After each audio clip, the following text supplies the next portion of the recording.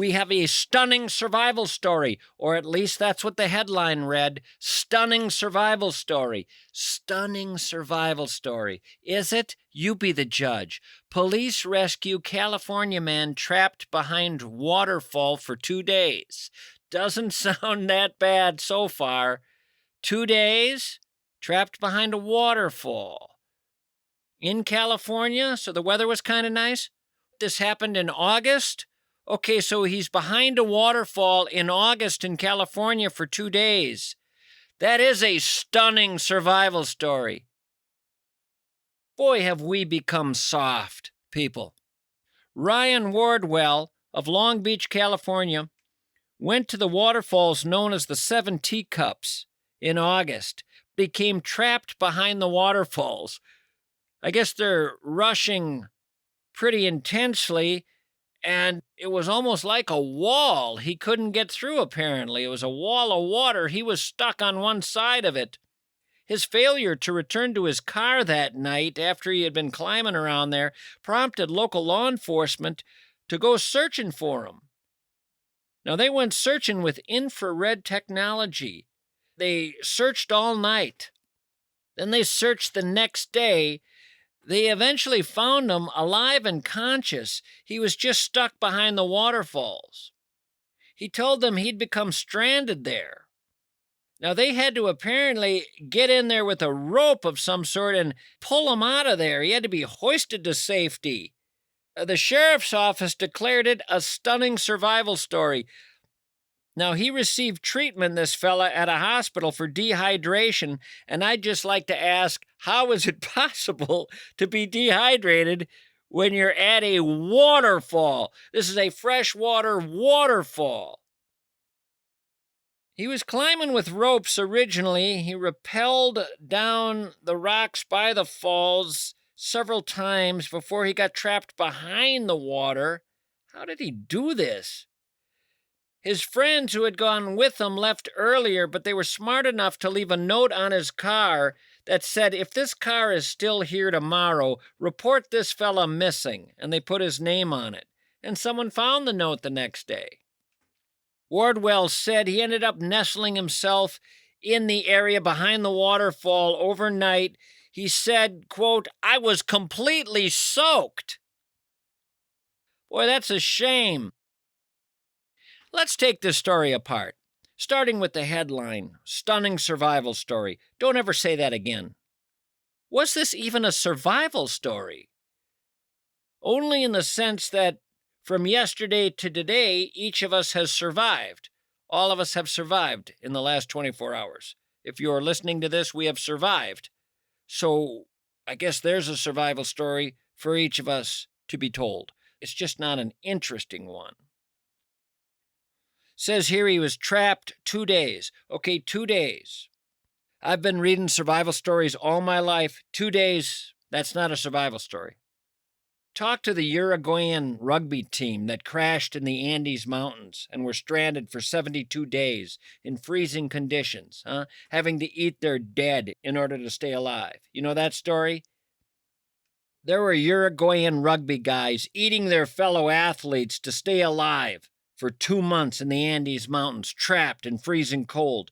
You were hanging out for a couple of days in the summer in California behind a waterfall. That's it. Stop it already. And also, your friends put a note on your car that said, if this car is still here tomorrow, call the cops. How in 2025 does that pass as an incredible survival story? Where's Shackleton when you need him? We've lowered our standards, people.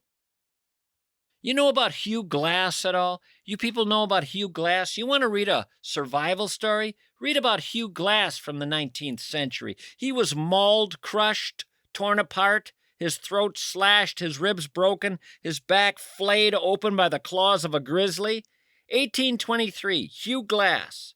He was in the wilds of the upper Missouri area, a dying man. His comrades, his pals, certain no one could survive this, left him there. But did he die? No. With nothing left but stubborn will, he crawled for miles, dragging his completely ruined body across 200 miles of wilderness, alone, hunted by wolves, by vultures. Survival at its rawest. He clawed at roots and berries, dragging himself along, gnawed the bones of dead animals left by predators, drank from mud-choked streams, just to keep his fever from taking him. Each day was a battle, each night a torment, but he pressed on, inch by inch, foot by foot. His body broken, he should have died a dozen times over. But he refused to die. Skeletal, half dead, he stumbled into Fort Kiowa, a man who had defied the grave. His story spread across the frontier. He was proof of how far a man could crawl when death demanded he stay down and his spirit said, "No, sir." Meanwhile, in California, we have a fella this August who was stuck behind a waterfall for a couple of days, soaking wet. They said he was just soaking wet from that water that fell on him on that nice summer day. 2 days he was stuck there, wet, in the summertime, by a pretty waterfall. Wait, new survival story coming in.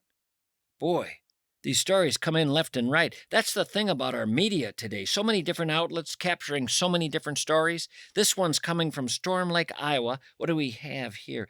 47-year-old guy got lost using GPS on his way to the mall. The GPS quit on him, and he had to refer to a map. It says here for a full 20 minutes he could not find his way to the mall. He had to go to a gas station where he was able to get directions, and he was able to address his thirst there by buying a Frappuccino, thus preventing dehydration. Let's see. Later, his family said they were just happy to have him back. One police officer said the guy's lucky to have made it to the mall by closing time. Had the mall closed, it would have been dark outside, and he lives 24 miles away in a suburban cul-de-sac. He would have had to drive home without the pair of laundry baskets he was hoping to purchase at that mall. You know, with the standards today, I'm thinking I could start bringing out some of my survival stories. Now that we've lowered the bar, I feel I can start talking, and I've never told a lot of my survival stories. I'm serious now. When I was 9 years old, me and some pals went down to the Highland Shopping Center in St. Paul, and there was a long row of stores, and from the front, it looked like the building was one big building. But what we learned, in my case too late, was in the back, on the alley side, it wasn't one continuous line. The buildings broke up. So that if you're running across the roof, as we were, you could fall off the roof. You could run right off the roof. You think it's one long building from the front, but that's only from the front. You learn in back they're broken up. I couldn't believe they were broken up. So I ran right off the building at 9 years old into midair. Now, I had something miraculous happen. This is all true. I was running along this building with my pals. I ran off the building, and I landed on wires, electrical wires. 2 of the wires were under me, and one of them was on my back, like a chair. 2 under me for the seat, 1 at my back. That's how I landed. I landed in these wires. It's really one of the more ridiculously crazy stories. I've rarely told it because I never thought of it as a survival story, but why not? I think that's crazier than the guy behind the waterfall getting wet on a beautiful summer day, somehow getting dehydrated because he didn't know how to cup his hands or something and drink. But I could have fallen to the ground, would have been a couple of broken legs for sure, but if I hit my head, well, I don't know if you know about what happens with your head, but you can die hitting your head from 10 feet away at 10 miles an hour going into some hard surface. 10 miles an hour from 10 feet away, your head can hit a hard surface and you can die. Well, I'd have been moving at more than 10 miles an hour, I think. And that was a hard surface waiting below. That was the alley. But I landed on wires. And the fire department came and got me down. I don't even know the whole story of electrocution, why you can sit on wires and not get electrocuted, but birds can, so why can't I? Wait, that's from Somewhere Over the Rainbow. Did I just recite a lyric there? I still go down to that spot periodically and look at it and marvel at how I survived that fall, running off the roof of that building. My pals were mesmerized, just staring at me there swinging on these wires. Yeah, I'm going to start telling some of my survival stories now from childhood. There's a book in there somewhere, I think. No, it's not Shackleton. Those were good for years ago. It's 2025. The bar's been lowered. Your GPS gives out, write a book. This just in. Costco is recalling bottles of store brand Prosecco. I repeat, Costco is recalling bottles of store brand Prosecco because these bottles can shatter without warning. A notice was posted today at the company's website. Costco says the recall affects Kirkland Signature Prosecco. Customers should wrap any unopened bottles in duct tape, place them in a plastic bag, and then duct tape the bag as well. This is according to the company, to avoid risk from shattered glass. They don't know why these things explode, but I guess they do, inexplicably. I repeat, if you're out there with a bottle of Prosecco, get away now.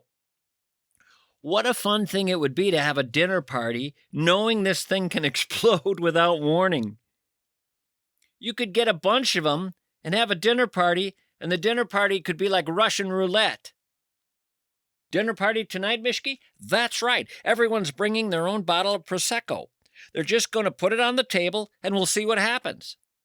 Dinner parties have been boring around my house of late, and I've been looking for something to spice them up. You know, at our house, we always hope to have that A-list for our dinner parties. Do you ever have a dinner party and wonder if you can pull from the A-list? We always have to go lower. I'll want to have a dinner party and I'll say to my wife, "Honey, we're only inviting from the A-list this time." And she says, "No one from the A-list will come. And people on the B-list will say that they're busy, but with the C-list, we could get it done." And I'll say to her, "Honey, that rhymes." "Honey, we're only inviting from the A-list this year." "No one from the A-list will come. And the people from the B-list will say that they're busy. With the C-list, we could maybe get it done." Well then, a shout out to all you on the C-list. We're celebrating this great life of mine. Oh, Don, you're a drunk, and Tina, you're a bore, but let's gather and have a swell time. Kenny will talk about himself all night, and Paul doesn't know how to listen. And Gretchen's gonna try to sell herbal supplements, and Paula has a few screws missing. But that's life on the C-list. What you gonna do? No one's clever, and no one's really pretty.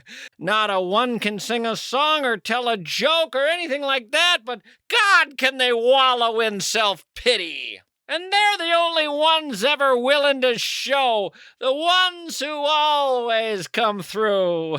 And I need to face the rather sobering fact that I am on the C-list too. What? But we'll find a way to make it all such a thrill. Bottles of Prosecco galore. No doubt a few will explode without warning. A party like never before. Ken will take shrapnel. Paul will get cut. Don will end up with some glass in his butt. Tina will hit the floor as she screams. Bottles exploding to smithereens. A war zone created spontaneously. It's all far less boring here, suddenly.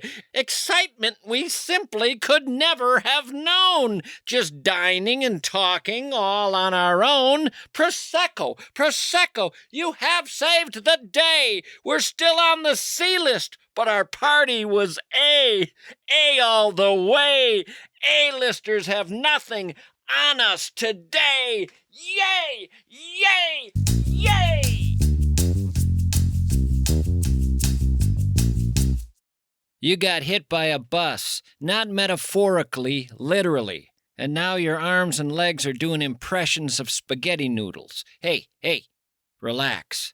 We got Bradshaw and Bryant coming your way.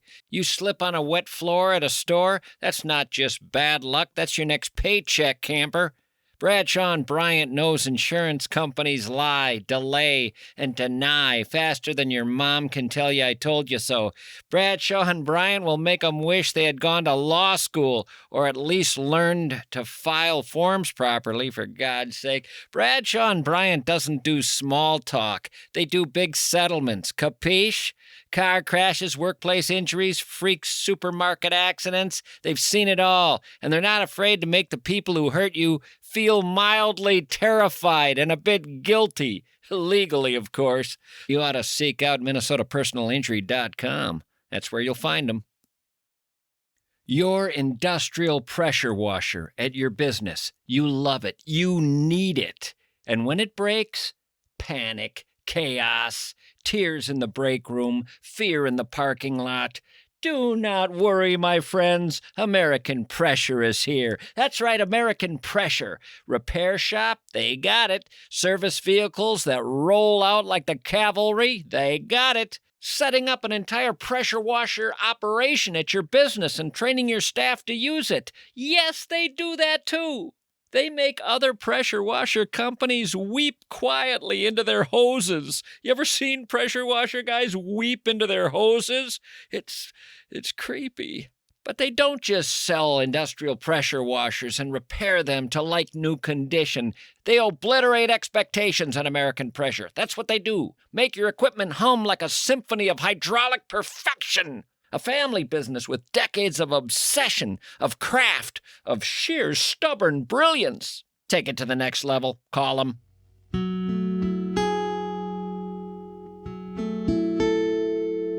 Well, it's autumn, everyone. And that's many people's favorite season. In the media, you're always made well aware of autumn.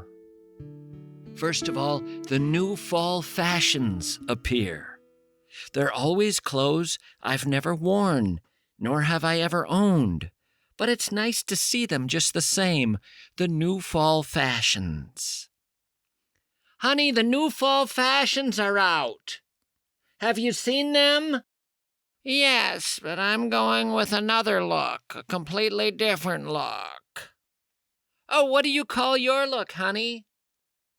Fat fall frumpy, I call it. Fat fall frumpy. Not really a marketable description, but it's not as bad as last year's description. What did you call what you wore last year?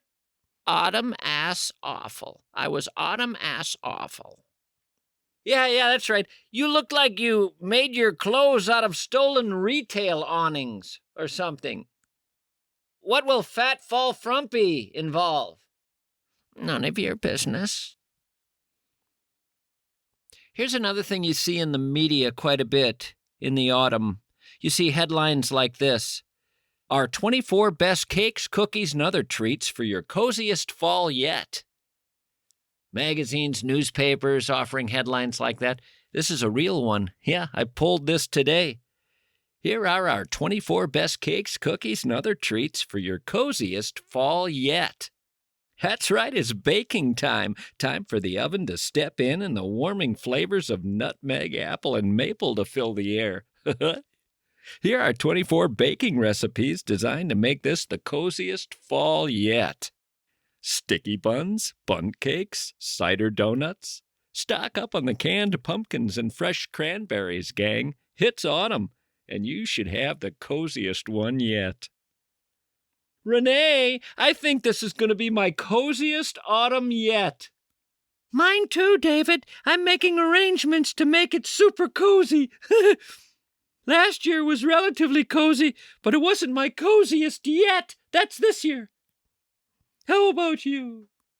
No, last year was not terribly cozy for me, but this year I'm getting cozy crazy. Cozy as hell. I've had our book club stop reading altogether so that we can concentrate instead on just getting cozy. We're going to get extremely cozy. In fact, what we're going to do is huddle together in my bed, all of us in the book club. I like that idea. I like that, yeah. I'm going to bring my knitting club into a single bed in the den, and we're going to get under the covers together and, well, we're going to get about as cozy as humanly possible. What are you going to do under there? What are you going to do under the covers? Well, we're going to snuggle and nuzzle and canoodle. Canoodle? Boy, you guys are pushing it. Do you know what canoodle means? Well, I know it means getting cozy, and that's what we're going to do. This is going to be our coziest autumn yet. No one's at an age where anyone could get pregnant, are they? No. Everyone is quite a bit older, yeah. Will anyone have any kind of heart condition? Oh, yeah, that's a concern. Mm-hmm. But we're going to set that aside to get cozy. Every year, come autumn, I expect this like the shortening daylight. The appearance of, ready for it? Booyah.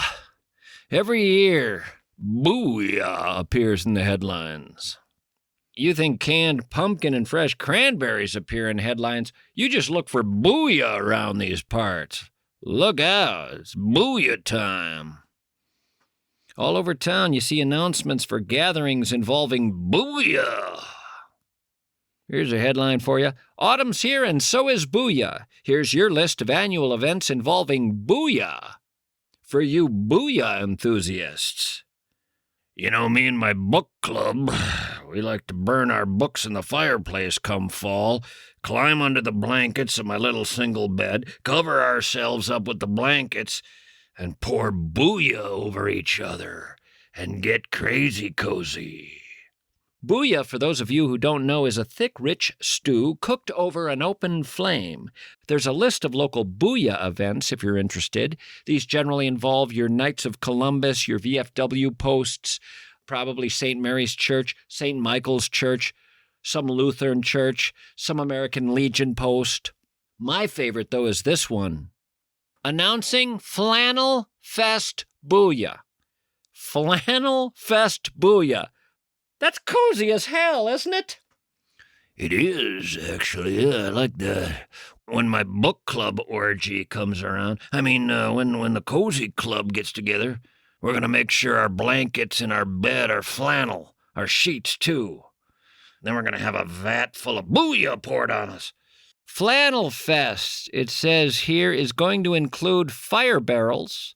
Folks will gather around 50-gallon drum barrels where they will have fires, and they'll wear their flannel, and they'll drink something called Mummy Train Pumpkin Ale.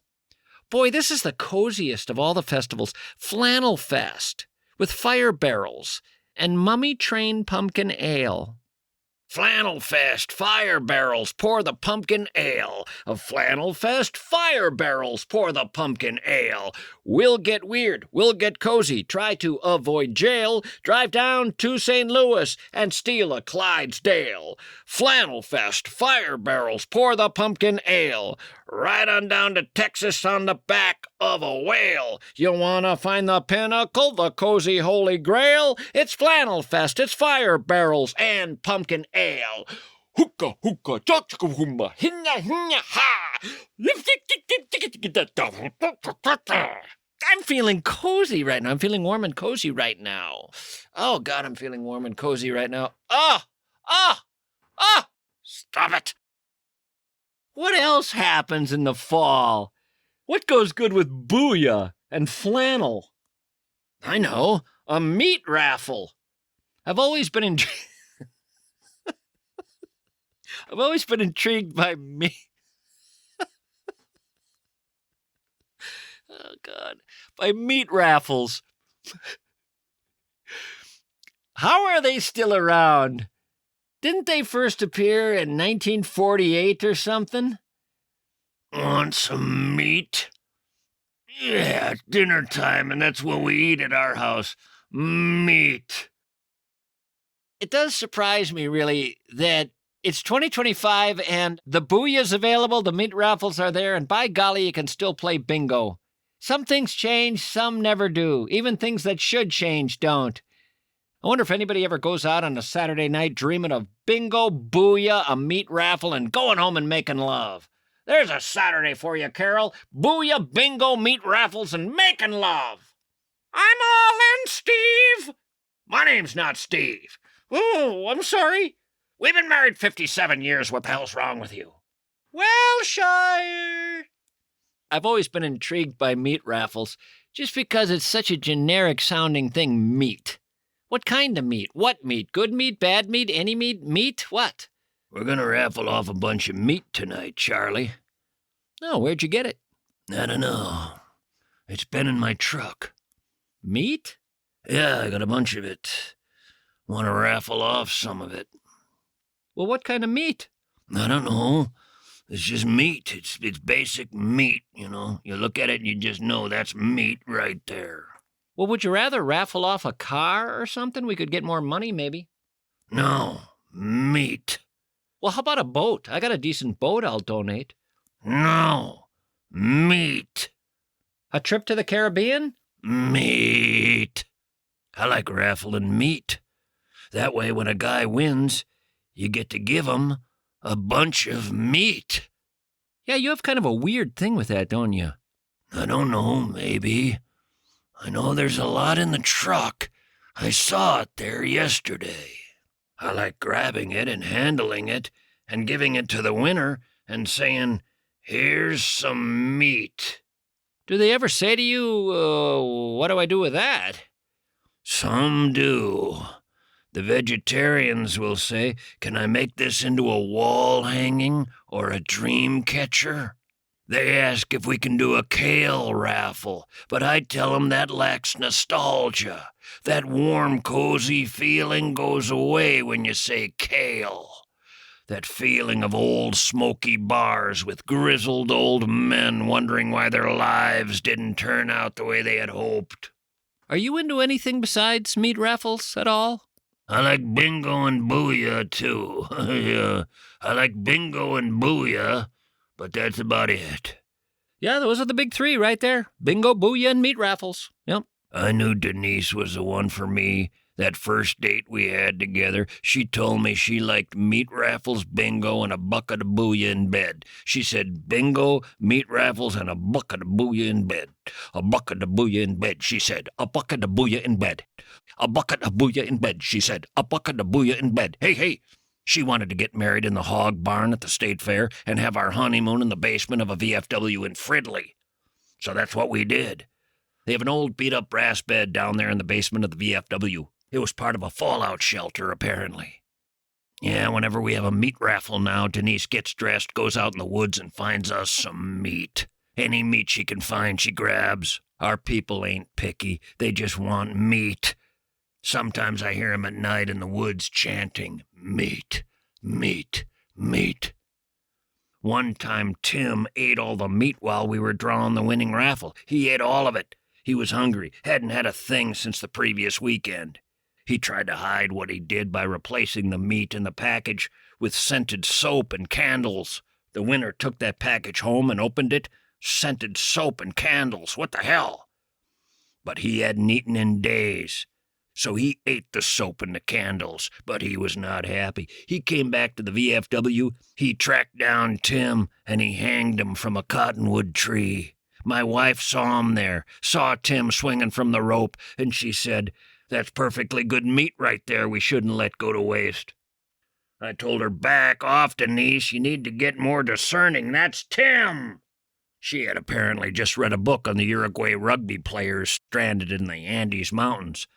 They lived on human flesh for 72 days. She saw Tim and said to herself, "Let's get some salt and some hot sauce and let's go." But no, we never raffled off Tim, although I did take his flannel jacket and his wool socks. Those were in primo condition, outside of the smell of tobacco and smoke.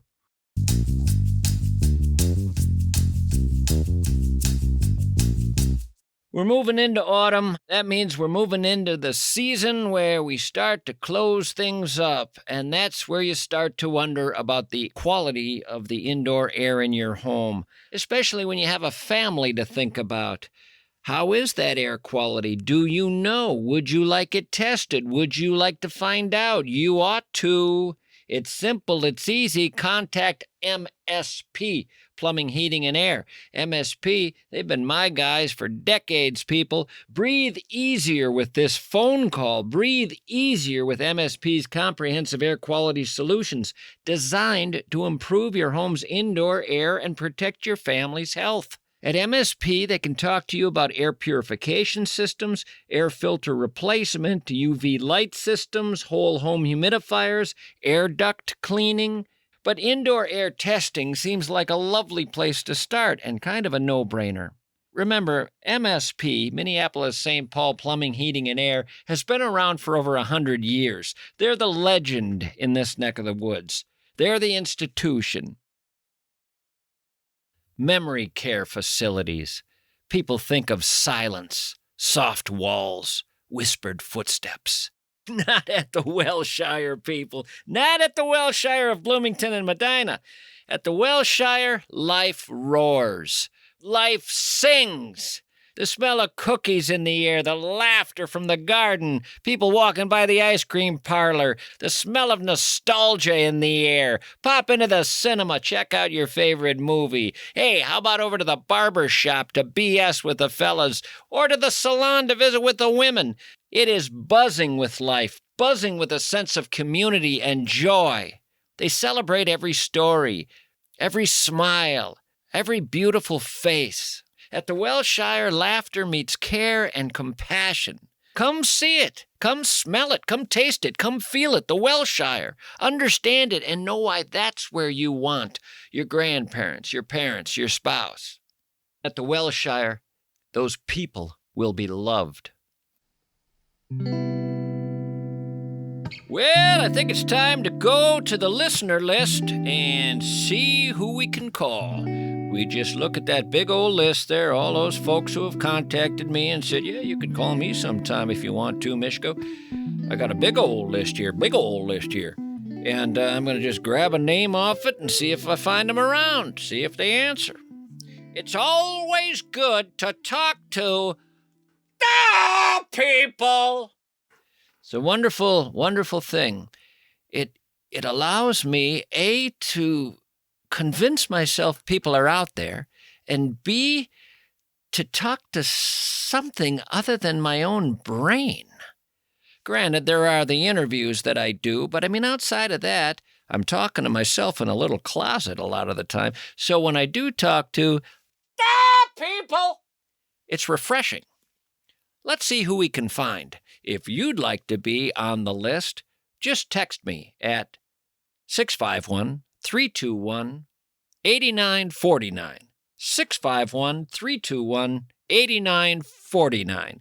Just tell me you want me to give you a ring sometime and throw out your first name or a nickname. Or just go through the dictionary and find a word that you like, and I'll call you that. One of my favorites is panache.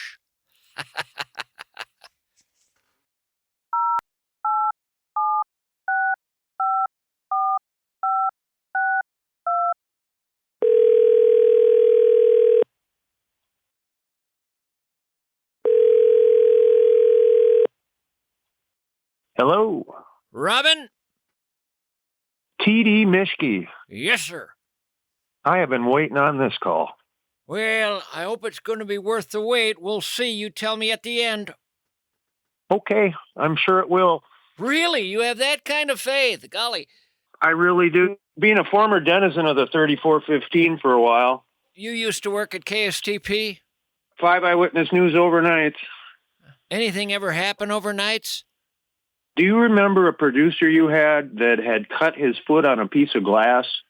Wouldn't that be every producer who ever lived? I don't know. Who hasn't stepped on a piece of glass? Anyway, your show was done for the evening, and he came down to television to ask one of us to watch radio because he wanted to go to HCMC and get this looked at because the bleeding hadn't stopped. During my show? After your show, it was coast to coast. The automation's all set up. She'll fly herself till I get back. He said it'd be like an hour, and it was. But for a little while there, I got to sit in the control room up in 1500. It would have been pretty easy to just hang out and listen to Art Bell. Not a lot going on there. No, the automation was all set up, and I just took it as kind of an honor and, one of those things not everybody gets to do. So what did you go on to do with your life after television? Moved down to Austin, where I'm at now, and worked for KAAL for 6 years. I was watching, well, they moved the whole operation to Rochester and reduced my production staff. I was directing. They reduced my production staff to like 2 people, which is just a sign of the times. I mean, computers get better and better and smarter, and pretty soon you don't need camera operators and graphics operators and so on. What do you do now? I'm a licensed security officer working at Hormel Foods. Boy, I didn't see that coming. No, I didn't either. I spent 34 years avoiding that place, and finally it was inevitable. It was inevitable to become a security guy at Hormel Foods? Well, because they're like the only game in town here. My girlfriend got pregnant, so we got married, and I moved to the cities, lived up there for a while. Had you planned on marrying her anyway? It was a little abrupt, but I think I would have anyway. We've since divorced, but we're still very good friends. And how about the kid? He's 25, doing fine, living up there with Mom. How's your relationship with him? We don't speak as often as I'd like to, but it's okay. And I have a daughter from another relationship down here. After the one with the son? And that one didn't last either, that relationship? Well, we were together for 7 years, and then we split up and bumped into each other one rainy night in October. And all of a sudden, I have another kid. Wait a minute. Let's see if I have this right. You were with her for 7 years and split up. Right. And then one night you just bumped into her. I can almost imagine the 2 different parts of you that bumped into one another, and another kid came along. Right. How much time between the breakup after 7 years and bumping into her midsection? From 1997 to 2006. We broke up in 97. So you were with her from 90 to 97? Correct. Broke up, and then you bumped into her when? In 2006. Where did you bump into her in terms of, was it a parking lot, a hotel? Where were you when you bumped into her? A local watering hole. So you bump into her and you say, hey, it's been a long time. How you been? And she said, pretty good. Still love you. And you said, golly, I feel the same. And one night, boom, another kid? Yep. Man, oh man. What was that phone call like after that one night, or how long after did she give you the ring skis saying your gun's loaded? When she was about to go into the hospital and deliver. She waited 9 months? Yep. Was that a bit of a surprise, that phone call? That's why I left the Big Five, because I had to come down here and I have a new kid. So when she called you, how did she put it exactly? You're not going to believe this, but... And did you say to her at that point, are you just finding out you're pregnant tonight, or why didn't I get a call earlier? I think she knew about second trimester, but she didn't say anything to me. I apologize if this is getting all too personal. No, the more personal, the better. That's where the juice is. When she was calling you, she was already at the hospital ready to deliver? Pretty much. Yeah, generally they know before that. She just didn't know how I was going to take it. How long after that phone call did you race to her side? That weekend. And held your kid how long after the child was born? Minutes. And did you look at the child's mother and say, think we could make a go of this? We tried, but we had too much water over the dam in our past. I don't know. One night is one thing, but I did move into the same apartment house that she lived in so I could be close. That one night thing's always odd to me. Is it really just, I like you for this night and this night only? Is that how that works? Well, that's not how I felt, but... But she thought you were a good one-nighter, but not a two-nighter, let alone a 3-day weekend? I guess. This wasn't a situation where she was inebriated, was it? No, that would have been me. And yet you were the one who would have liked to continue. Uh-huh. Did she ever find a guy? Not since. So No. nothing looked better than you. That's a tough one to swallow. Yes, it is. Did you ever find somebody? I did. So you're with someone now? She passed away last year. Oh, I'm sorry to hear that. That must have been brutal. It was very brutal insofar as she had the lease on our house, and the landlord decided he was going to sell it out from under me 26 days after she died. Well, I was thinking more brutal emotionally. What with loving her and all? Oh, that too. That was bride number 3. Technically, yeah. Did you have a kid with her? No. I wonder if you ever got around to writing a book on relationships, what that book would read like. What have you learned from all of this? What do you think is the prevailing lesson in all of these experiences with all 3 of these women? And perhaps the title of your book. Be careful. What's security like at Hormel? Any dangerous situations involving the pulling of a weapon? We train for that, but what I do is I run the scale desk, and that's basically checking in all the inbound trailers. I have to weigh them in empty and then weigh them out when they're full and give them their paperwork. And are you just around pigs every day? I'm in a guard shack. I can see the pigs on one of the security cameras, but that's as close as I get to them. Do they look smart to you? I'm told they're quite intelligent. I am too, and I feel bad for them. They really squeal when they're being hustled out of the trucks. You don't feel bad enough to rescue any of them? That would get me in trouble. I'm wondering if we'll ever arrive at a day when pigs rise to the level that dolphins have, where there are these movements to make them non-human persons. Hmm. And you'd have a non-human person pork sandwich there. Food for thought. Well, what do you want to do between now and the end of your life? Hang with my cat. Boy, there's a lot of guys out there just hanging out with their cats. I've run into that quite a bit in these phone calls. I've been told there's an epidemic of loneliness out there with fellas. I know what that feels like. Where are all your buddies? One of them just died here about a month ago. Throat cancer. Man, and what was the cause of death with your wife? Basically all the side effects of drinking too much. Did the drinking affect the relationship? On occasion. Were you keeping up with her in the drinking department? Oh, yeah. So, pretty much gonna hang out with your cat and die then, huh? Well, that's kind of dark, but sure. Well, I don't know if it's dark or not. Could be the most fun cat anyone's ever hung out with. Could be the joy of joys. Joe DiMaggio's first night with Marilyn Monroe. Wait a minute, I don't mean to go down that road. I don't mean that with you and the cat, but I mean that level of pleasure. No, I mean not that exact level, but, up there in the pleasure department. The guy that gave me the cat last year, he died too. What'd he die of? Brain cancer. Is your cat okay? Oh, yeah, he's 3.5 years old. He's an orange cat, and he's the most loving little creature I've ever had in my life. And what do you do together? What do the two of you like to do together on your free time, you and the cat? I sit here, I listen to you, I listen to Such. There's a strange phenomenon. I've never fully figured it out, but with a lot of guys, as they get older, they end up with fewer and fewer and fewer friends. It's not anything they really are trying to have happen. It's just sort of happening. They're falling by the wayside, the pals.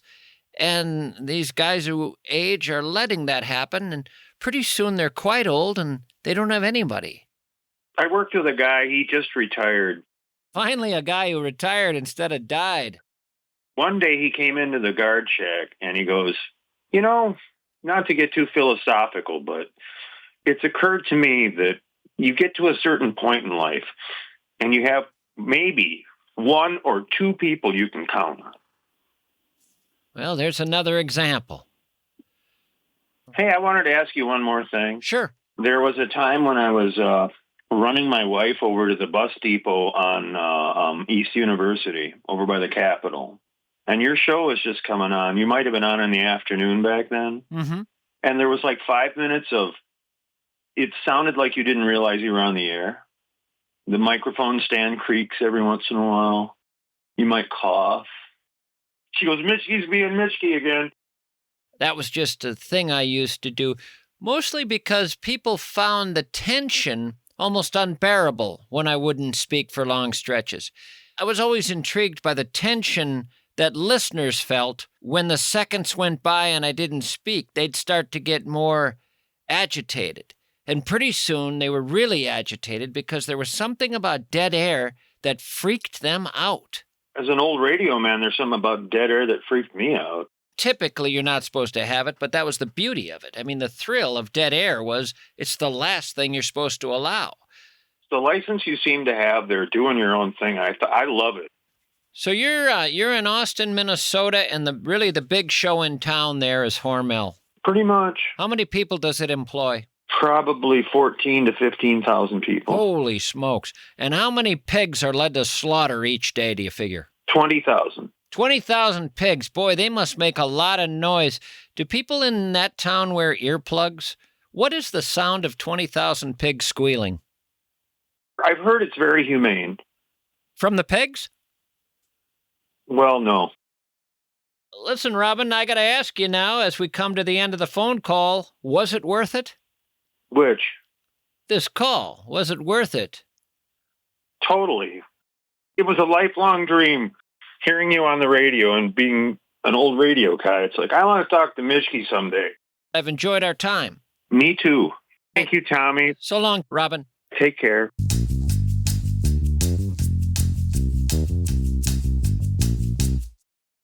I'm doing an ad for EcoFun Motorsports, but I'm not talking about e-bikes. Nope.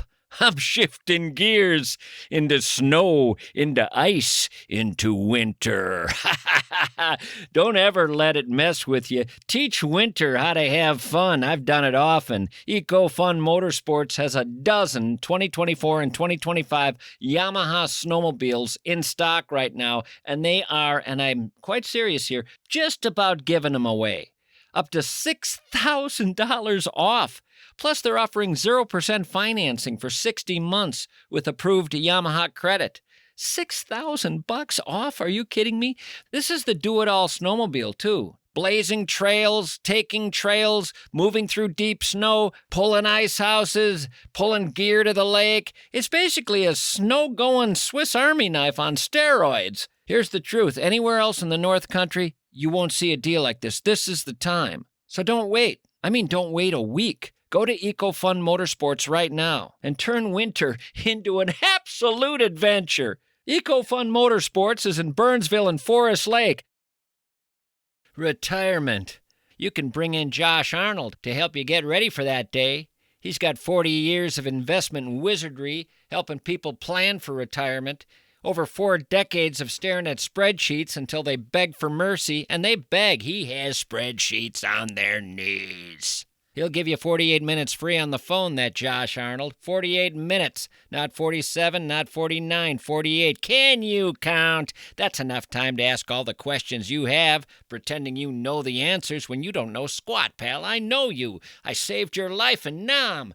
Back off, Mischke. You did not. Stop it. I can tell him whatever I want. Josh Arnold, the best in the business. Pick up the phone, book your 48 minutes of free brilliance, because Josh Arnold Investments isn't just about money. It's about making your future so comfortable your socks will feel smug.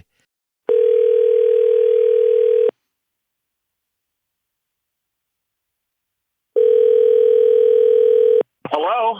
Well, hi there, Mike. Hey, it's Mischke. I've made a few calls to you over the months. This is the first time you've answered. Well, I'm out working right now, and I happen to have my earbud in. I'm a commercial driver. I deliver alcohol. I started off in radio.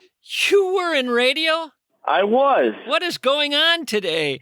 Were you a Brown Institute guy? I was a Brownie, class of 97. I was on the air in Olivia, Minnesota, over at KOLV. And from there, I got myself fired for playing the wrong music. And I came back and worked for 93X in promotions for a while. So when you deliver the booze, do you ever hear the guys lament that people are buying less and less liquor? I hear it all day, every day. It's about 3% across the board. It's dropped because of the weed. Well, not just the weed. The reports that came out that countered the idea that moderate drinking was good for you. It turns out that it's wrong? Yeah, and I'm hoping it changes, but the news story is alcohol is bad, period. It's a carcinogen. You shouldn't have it at all. That's really causing problems. I'll tell you, the wine industry is really hurting because they were riding this wave after the French paradox came out. The whole story of the French drinking all this wine and doing so well and not having heart issues and not dying early. And everybody thought, well, it must be wine. It's the best thing for you. Turns out it isn't. So a lot of doctors have given up alcohol altogether. They're not fun to hang around, but they'll still be alive when they're 95. That's true. I'm still doing podcasting. Can I plug my podcast or no? Of course. It's called Wisecracking with Winter. I've been doing it for 9 years now and haven't made a single red cent. Wisecracking with Winter. Yes, sir. I tell you what you do. You grab this little recording off the podcast for your podcast. You grab this right here, what I'm going to say. You're listening to Wisecracking with Winter. Oh, thanks, Mischke. I appreciate that. Sure, happy to help. Well, I'm going to let you go. Great talking to you. You got a hell of a name, by the way, Mike Winter. You know who Max Winter was? Yeah, the guy who owned the Vikings. I always liked that name, Max Winter. I'm in Minnesota. I'm Max Winter. All the best to you. Thanks for your time today. Thanks again for calling. It was a pleasure talking to you. You as well, Mike. So long.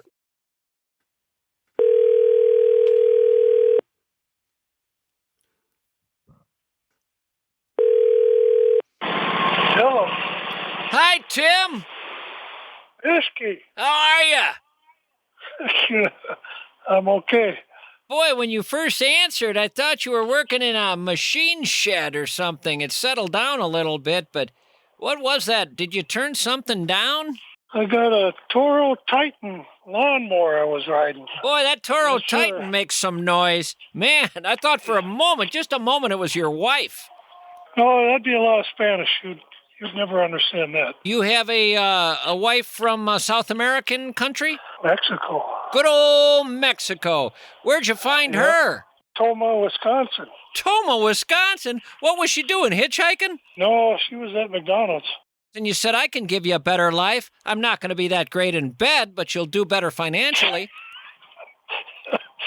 Okay.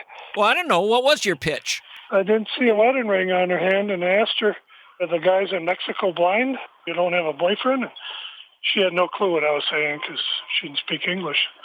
So she doesn't know what you're saying. The average guy would just drive off. You keep at it. What was the age difference between you and this Mexican gal? 24 years. 24 years. Out in the West Texas town of El Paso, I fell in love with a Mexican gal. Nighttime would find me at McDonald's. No, it was Rosie's Cantina.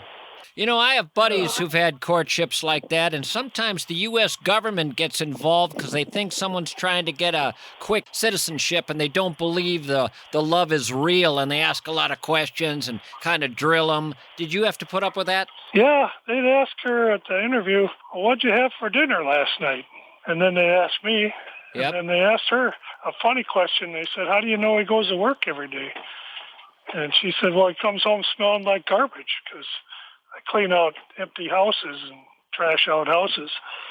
24 years younger bride, beautiful woman from Mexico. You must have thought you'd died and gone to heaven.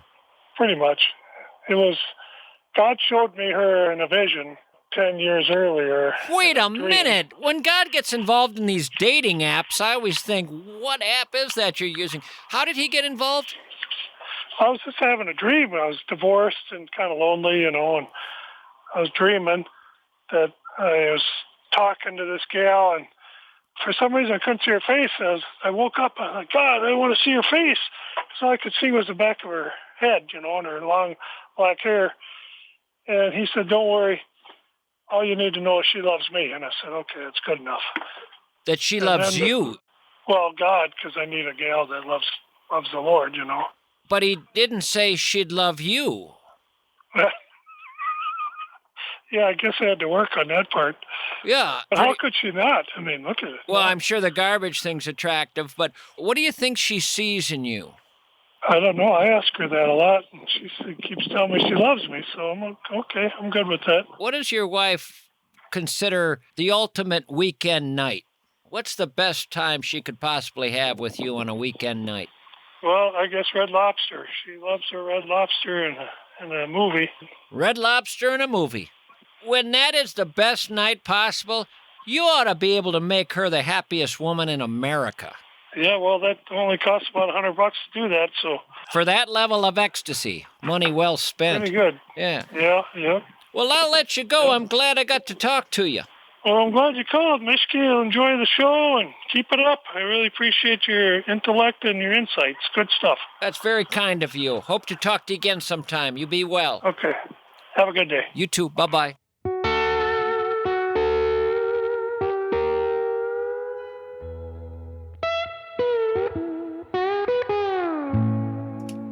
And that's about gonna do it for this show. Thank you all for hanging out with me. We'll do it again real soon. So long for now.